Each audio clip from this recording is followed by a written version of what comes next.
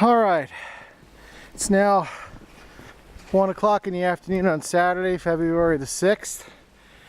Here's Kim's car. Now, I've actually dug her out once. As you can see, it's up to my knee here. Here's another car. It's almost completely buried, and I would gather to say it probably will be completely buried. Here's my car. I've been managing to keep it dug out.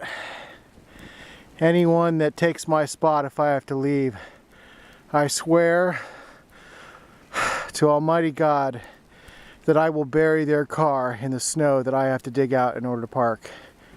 Mark my words. So basically I'm saying I'm probably not going to go anywhere. I'll walk down a little further. Here's a couple of motorcycles. As you can see, they're pretty buried. And looks like there's someone down the street doing their dog. See, it's pretty amazing out here.